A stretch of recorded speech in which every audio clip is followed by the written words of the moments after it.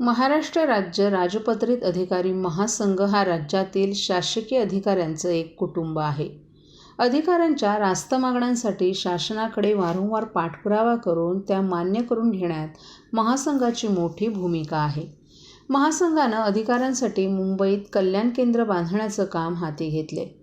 संघटना आणखी मजबूत करण्यासाठी आणि कल्याण केंद्रासाठी ठाणे जिल्ह्यातील अधिकाऱ्यांनी योगदान द्यावं असं आवाहन महासंघाचे मार्गदर्शक, संस्थापक अध्यक्ष आणि मुख्य सल्लागार ग.दी. कुलथे यांनी ठाण्यात बोलताना केले. महाराष्ट्र राज्य राजपत्रित अधिकारी महासंघ आणि ठाणे समन्वय समिती यांच्या संयुक्त विद्यमाने ठाणे जिल्ह्यातील राजपत्रित अधिकाऱ्यांची बैठक बुधवारी दुपारी 3 वाजता ठाणे जिल्हाधिकारी कार्यालयाच्या समिती सभागृहात उत्साहात संपन्न झाली. या बैठकीसाठी महासंघाचे मार्गदर्शक, संस्थापक अध्यक्ष आणि मुख्य सल्लागार ग.दी. कुलथे, अध्यक्ष विनोद देसाई, सरचिटणीस समीर भाटकर, आरोग्य उपसंचालक डॉक्टर अशोक नांदापूरकर, डॉक्टर अविनाश भागवत, सुदाम टावरे, दिंगम सिरोमे या मान्यवरांसह ठाणे समन्वय समिती अध्यक्ष तथा निवासी उपजिल्हाधिकारी सुदाम परदेशी, कार्याध्यक्ष तथा जिल्हा परिषदेचे उपमुख्य कार्यकारी अधिकारी अविनाश फडतरे, उपाध्यक्ष मोहन पवार, सरचिटणीस तथा जिल्हा माहिती अधिकारी मनोज सुमन, शिवाजी सानप, जिल्हा आरोग्य अधिकारी डॉक्टर गंगाधर परगे, जिल्हा परिषद सार्वजनिक बांधकाम विभागाचे अधिकारी अभियंता सुनील चव्हाण, जलसंधारण कार्यकारी अभियंता पंडित राठोड, जिल्हा कृषी विकास अधिकारी रामेश्वर पाचे, जिल्हा परिषदेचे मुख्य वित्त व लेखा अधिकारी वैजनाथ बुरडकर, जिल्हा पशुसंवर्धन अधिकारी डॉक्टर समीर तोडणकर, मनोरुग्णालयाचे वैद्यकीय अधीक्षक डॉक्टर नेताजी मुळीक, शल्यचिकित्सक डॉक्टर मनोहर बनसोडे, अतिरिक्त जिल्हा शल्यचिकित्सक डॉक्टर धीरज महांगडे, वैद्यकीय उपअधीक्षक डॉक्टर प्राची चिवटे, जिल्हा कोषागार अधिकारी सुरेंद्र राऊत, माजी सहाय्यक संचालक श्रीकांत बाभुळगावकर यांच्यासह आरोग्य विभाग तसंच अन्य विभागांचे अधिकारीही मोठ्या संख्येनं आवर्जून उपस्थित होते. महासंघाचे मुख्य सल्लागार आणि मार्गदर्शक कुलथे यांनी महासंघाचं ठाणे जिल्ह्यात राजपत्रित अधिकारी महासंघाच्या ठाणे समन्वय समितीच्या माध्यमातून सुरू असलेल्या कामांचं कौतुक करून संघटना आणखी मजबूत होण्यासाठी सर्वच विभागाच्या राजपत्रित अधिकाऱ्यांनी एकत्र येऊन योगदान देण्यास सांगितलं. महिला अधिकाऱ्यांसाठी बालसंगोपन रजा, 7वा वेतन आयोग, अधिकाऱ्यांच्या पाल्यांसाठी अनुकंपा तत्वावरील नोकरी यांसह विविध मागण्या राज्य शासनाकडून मान्य करून घेण्यासाठी महासंघ महत्त्वाची भूमिका बजावत असल्याचं सांगितलं. महासंघानं कल्याण केंद्र बांधण्याचं स्वप्न पाहिलं असून त्यांचं काम बांद्रा येथील जागेत सुरू झाले. या कल्याण केंद्रासाठी निधी जमा करण्यात येत असून सर्व अधिकाऱ्यांनी स्वेच्छेनं यात योगदान द्यावं असंही त्यांनी सांगितलं. तर महासंघाचे अध्यक्ष विनोद देसाई यांनी राजपत्रित अधिकारी महासंघाच्या वतीनं आजपर्यंत केलेल्या लढ्यांची माहिती दिली. महासंघाच्या पाठपुराव्यामुळे केंद्र शासनाप्रमाणेच वेतन आयोग, महागाई भत्ता, बालसंगोपन रजा, खंड 2 नुसार वेतन आयोगातील त्रुटी दूर करणं, अधिकाऱ्यांना होणाऱ्या मारहाणीविरोधात कायदा तयार करणं, नवीन निवृत्ती वेतन घेणाऱ्या अधिकाऱ्यांसाठी जुनी निवृत्ती योजना लागू करणं अशा अनेक मागण्या यशस्वीपणे मान्य झाल्याचं सांगितलं.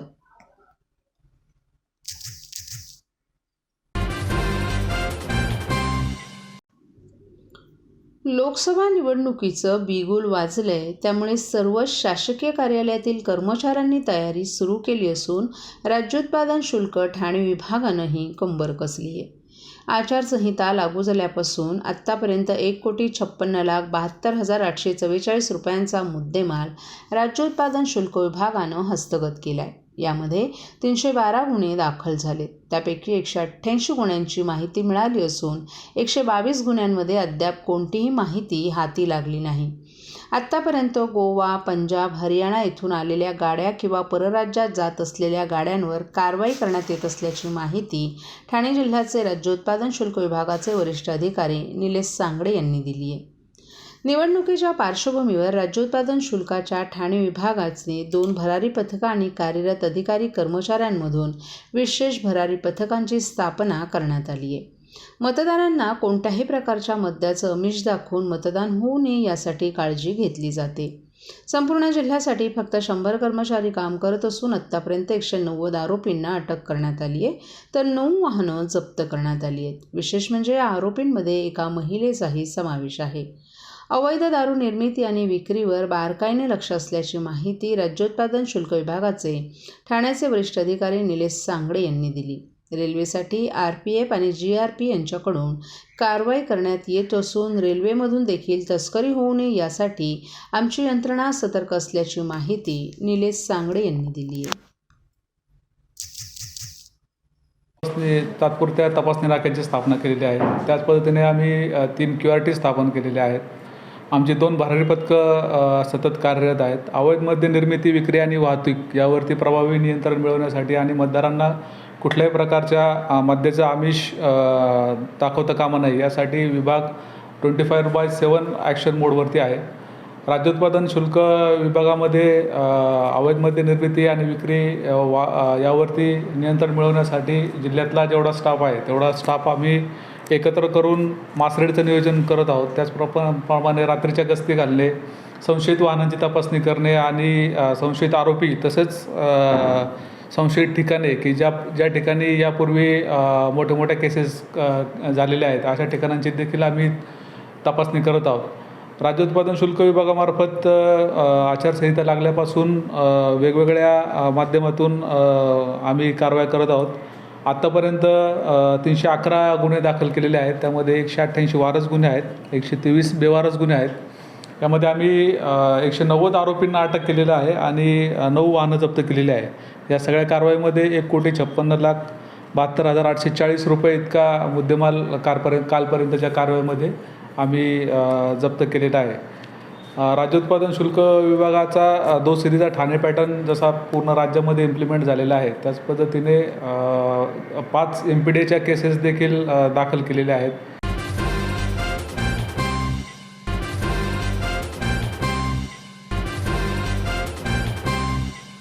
सर्व नागरिकांना आवाहन करण्यात येत आहे की सध्या डासांमार्फत पसरणाऱ्या डेंग्यू या आजाराचा प्रसार रोखण्यासाठी प्रत्येकाने पुढील प्रमाणे कार्यवाही करावी.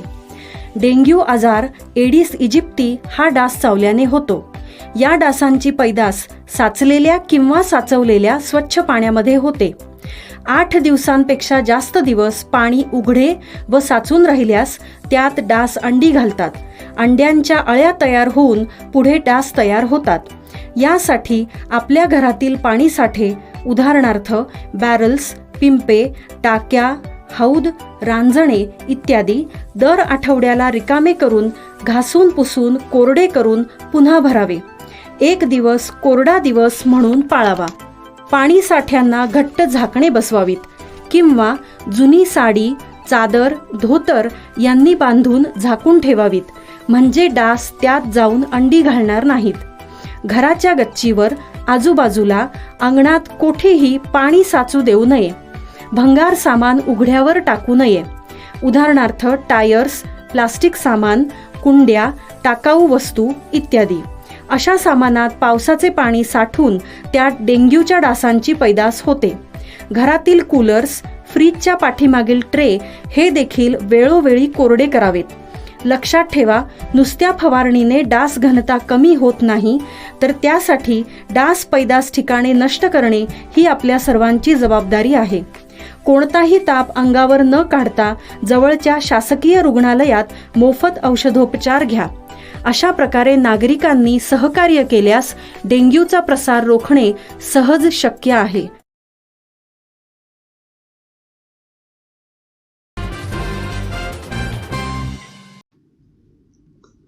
आभासी जगातून मुलांना बाहेर काढून वाचनाची आवड लावण्याचा विडा बुक कल्चरच्या संचालिका सविता राणे यांनी उचललाय. याचाच एक भाग म्हणून जागतिक पुस्तक दिनाचं औचित्य साधून बुक कल्चरनं मंगळवारी 23 एप्रिल रोजी सायंकाळी ठाणे महानगरपालिकेच्या संयुक्त विद्यमानं नरेंद्र बल्लाळ सभागृह येथे वर्षभर सर्वाधिक पुस्तकं वाचणाऱ्या वाचनप्रिय बालकांचा सन्मान केलाय. प्रमुख पाहुणे म्हणून ठाणे महानगरपालिकेचे अतिरिक्त आयुक्त गझलकार संदीप माळवी, कवी अशोक बागवे, कवी अरुण म्हात्रे उपस्थित होते. या कार्यक्रमाची सुरुवात प्रमुख पाहुण्यांच्या हस्ते दीप प्रज्वलनानं करण्यात आली.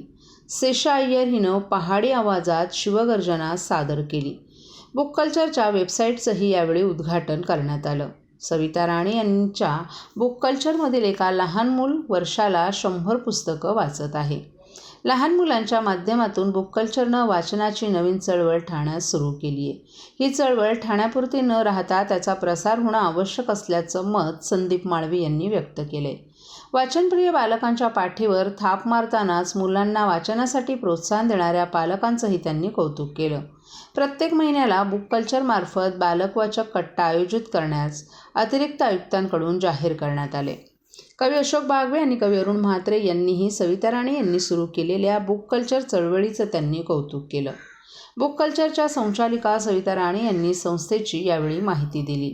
आज बुक कल्चरमध्ये 2000हून अधिक बालवाचक आहेत. या उपक्रमात पालकांचंही योगदान असल्याचा उल्लेख करत सविता राणे यांनी भविष्यात हेच वाचक आपल्या देशाचं जगात उत्तम नेतृत्व करतील यात शंकाच नसल्याचं मत व्यक्त केलंय.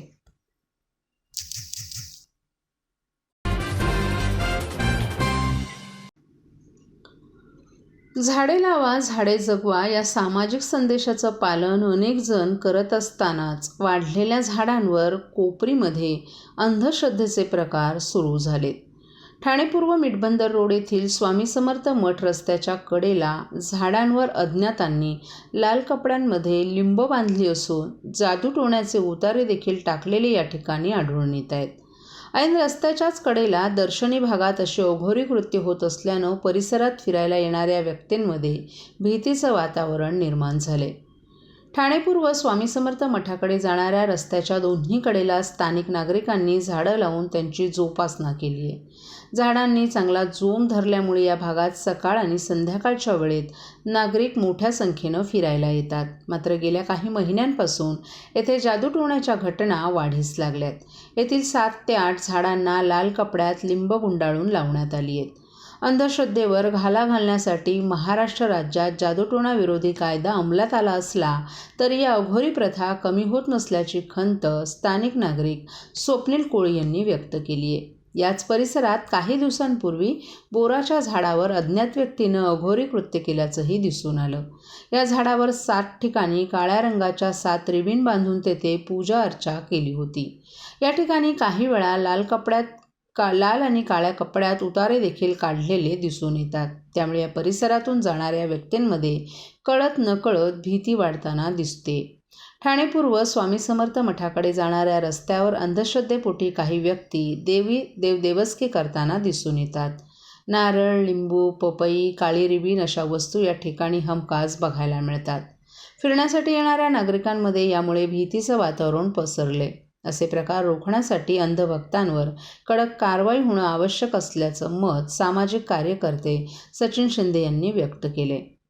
जीवनाला त्रासलेले कौटुंबिक समस्या अशा प्रकारातून सुटका मिळावा म्हणून काही जण भोंदूबाबांच्या नादी लागतात. नवस, जादूटोणा आदी अघोरी प्रकाराच्या आहारी जातात. मात्र यामुळे भोंदूबाबांचं फावत आहे. लोकांच्या कमकुवत मनाचा हे बाबा पैसे उकळण्यासाठी उपयोग करून घेत असल्यामुळेच वेळीच लोकांनी जागृत होण्याची गरज असल्याचं मत अंधश्रद्धा निर्मूलन समितीच्या वंदना शिंदे यांनी व्यक्त केले.